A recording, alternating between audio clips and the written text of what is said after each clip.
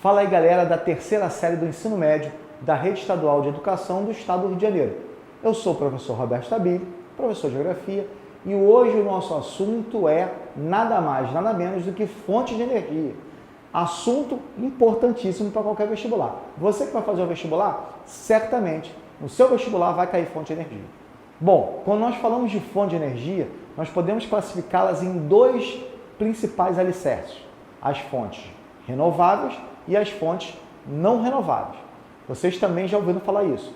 Como da mesma forma vocês já ouviram falar sobre fontes tradicionais e fontes antigas, né? Fontes, a gente chama de tradicionais, são as mais antigas.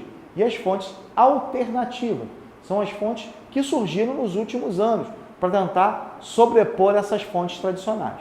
Bom, então vamos voltar lá nas renováveis e não renováveis. A mais conhecida, ou as mais conhecidas, são as fontes não renováveis. O petróleo, o carvão mineral, o gás natural, essas são não renováveis, assim como o urânio, que nós utilizamos na energia nuclear. Agora, as fontes renováveis são as mais faladas dos últimos anos. São as fontes relacionadas a quê? A energia mais limpa. O vento, o sol, a água, por exemplo. E as plantações. Vou dar um exemplo no Brasil, o biocombustível. E essa é uma fonte renovável, por exemplo. Então, os alicerces da economia hoje se baseiam nessas fontes. Por quê? Porque fonte de energia é fundamental para a gente definir onde eu tenho o desenvolvimento de um país ou mesmo onde uma indústria vai se instalar, ou o local dessa indústria que vai se instalar, devido ao quê? Qual é a fonte de energia que eu tenho naquela região ou naquele país? Será que vai faltar energia para a minha indústria? Pensa numa indústria de grande porte, parando sua produção porque teve um apagão. Vocês viram há pouco tempo que teve um apagão em Macapá, no estado do Amapá. Isso causou um transtorno gigantesco para a população e para as indústrias, para o comércio, etc. Essa é a grande questão das fontes de energia no mundo. Galera, quando nós falamos de fonte de energia e falamos das energias não renováveis, a gente tem que fazer uma associação, ou as tradicionais, associação às revoluções industriais. Bom, vamos tentar pensar da seguinte forma.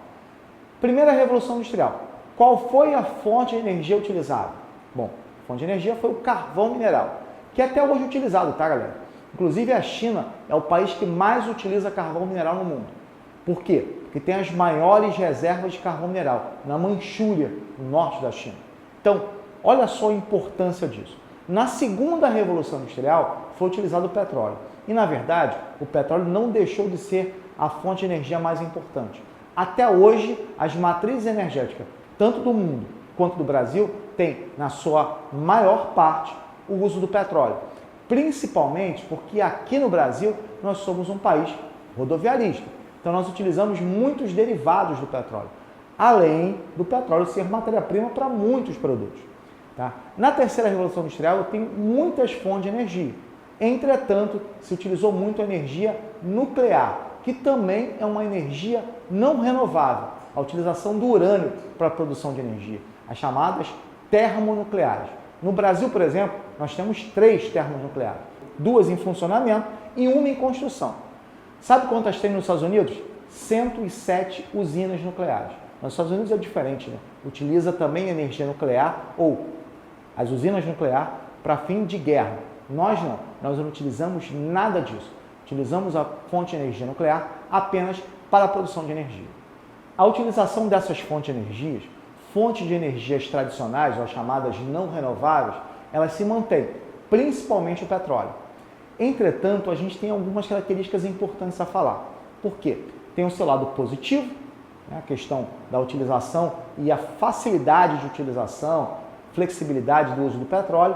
Entretanto, tem os fatores também negativos, principalmente em relação à poluição. E aí a poluição em vários níveis.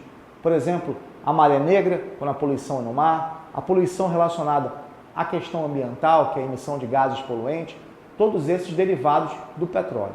Bom, o petróleo é hoje ainda a principal fonte de energia no mundo, mais importante. O petróleo, por exemplo, passou por algumas crises. O petróleo era muito barato. Quando se pensava no petróleo nos meados do século XX, pensava-se no petróleo que custava $2,60 o barril.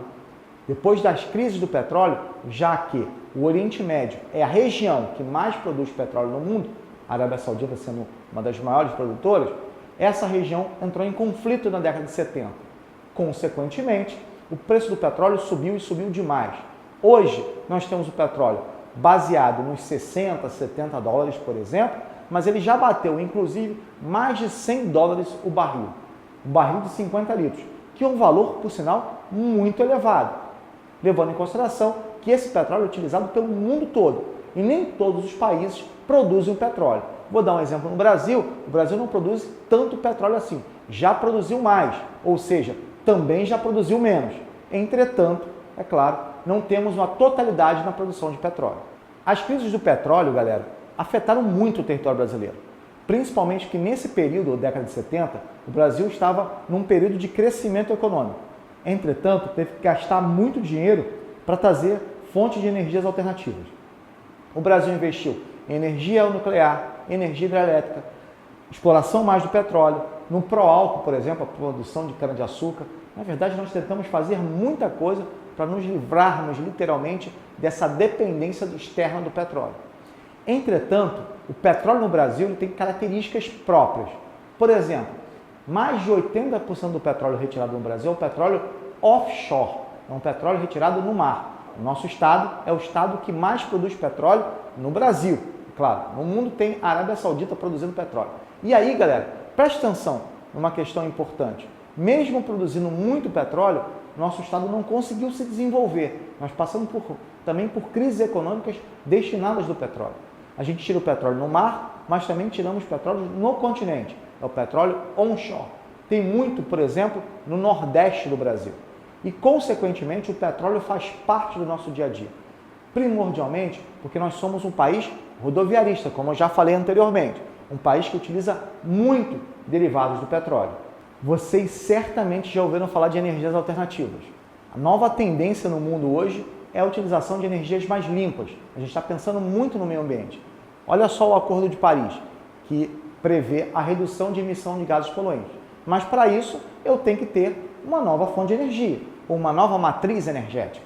E o Brasil é um dos países que mais conseguiu diversificar a sua matriz energética.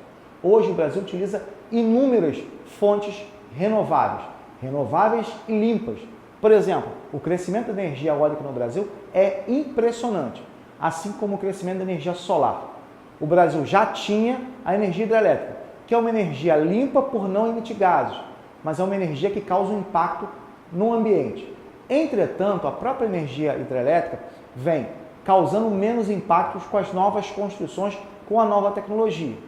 Uma outra energia que muita gente chama de alternativa, entre aspas, mas é uma energia que vem um pouco mais do passado, é a energia nuclear. Essa energia é uma energia limpa. Todo mundo fala para mim assim, Roberto, você está maluco? Como é que pode a energia nuclear ser limpa? Sim, a energia nuclear não emite gases e ela não polui. Só tem um problema, a radioatividade e o lixo atômico. Esse é o grande problema da energia nuclear. Mas o Brasil, hoje, é um país que vem crescendo demais no uso de energias alternativas. Galera, voltando ao exemplo da energia no Brasil, da matriz energética brasileira, a primeira coisa que a gente tem que falar é o seguinte. Bom, o Brasil utiliza o petróleo, sim, como base da sua matriz, com mais de 30% da matriz energética, mas o Brasil utiliza a energia eólica, que cresceu demais. O Nordeste vem se destacando muito nisso, por causa dos ventos constantes. A energia solar, nem se fala, né, galera? Todo o Brasil pega sol, então a energia solar vem crescendo demais também no território brasileiro, apesar de ser caro, mas mesmo assim vem crescendo no território brasileiro. Uma outra fonte de energia que cresceu demais foi a utilização da cana-de-açúcar, não só do etanol, mas do bagaço da cana, que também é utilizado para o biocombustível. Ou seja, estamos utilizando as energias renováveis, e muito, por sinal, já que nós temos o biocombustível vindo da mamona e entre outros elementos que vão fazer com que o Brasil se torne um país que mais utilize energias renováveis no mundo.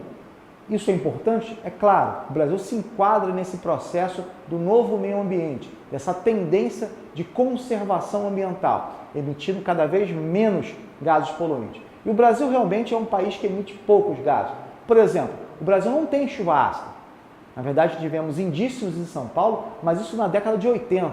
diferentemente da China, que tem chuva ácida constante. E a gente sabe muito bem que a chuva ácida é uma característica básica do processo poluente, principalmente da utilização de uma matriz energética extremamente poluidora. E o Brasil não tem isso. Consequentemente, mostra que a nossa matriz energética é uma matriz energética limpa e adequada para o território brasileiro e para as riquezas que nós temos. As questões ambientais e a consciência ecológica vêm fazendo com que o mundo todo pense em energias limpas. O que acontece é que em países que utilizavam bastante petróleo, o caso dos Estados Unidos, se começa a pensar sobre novas fontes de energia. É o caso, por exemplo, da Europa, é o caso de outros países que utilizavam muito petróleo e passam a utilizar essa energia mais limpa. A gente chama isso de uma energia mais sustentável. A ideia é de a gente, primeiro, diminuir os índices de poluição, diminuir a emissão de gases poluentes, tentando equilibrar um pouco mais o mundo e evitando essas mudanças climáticas. Porque certamente vocês já ouviram muito falar sobre aquecimento global. E todo mundo associa o aquecimento global à utilização de combustíveis fósseis. Cada vez que eu utilizo mais combustíveis fósseis, certamente o mundo fica mais desequilibrado. E, consequentemente, essas mudanças climáticas ficam mais visíveis no nosso dia a dia. Temperaturas mais elevadas, temperaturas mais baixas, áreas mais secas, áreas mais chuvosas. Tudo isso é mudança climática, característica desse processo que vem acontecendo no mundo. Galera, como eu já tinha falado, o Brasil é um país exemplo em termos de fontes de energias renováveis. Inúmeras pesquisas e o próprio território brasileiro propício a isso está fazendo com que nós utilizamos energias mais limpas. Essas energias, elas fazem com que o Brasil se torne mais atrativo para determinadas indústrias e, claro, menos poluente. Levando em consideração que nós temos grandes florestas, nós temos também uma população que se enquadra mais no litoral e há uma necessidade muito grande de crescimento econômico, existe uma relação direta entre a utilização de energias mais limpas e o crescimento econômico do país. Isso nós chamamos de desenvolvimento sustentável. O que é esse desenvolvimento sustentável? É você achar alternativas para que você possa crescer economicamente sem agredir o meio ambiente. Isso tem muito a ver com a questão ambiental. Isso é muito importante você identificar no seu processo. Às vezes, a gente utiliza uma energia mais suja, por exemplo, a termoelétrica, que queima o carvão mineral. Entretanto, a verdadeira necessidade, ou o seria o mais correto, é utilizarmos energias mais limpas. E é o que, de uma certa forma, nós utilizamos, principalmente no que a gente fala de hidrelétricas, do biocombustível e entre outros. Então, o Brasil vem caminhando para isso, utilizar energias mais limpas. Galera, novamente uma aula muito importante para vocês.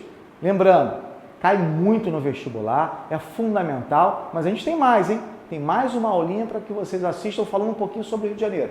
Então, galera, um abraço a todos, até a nossa próxima aula.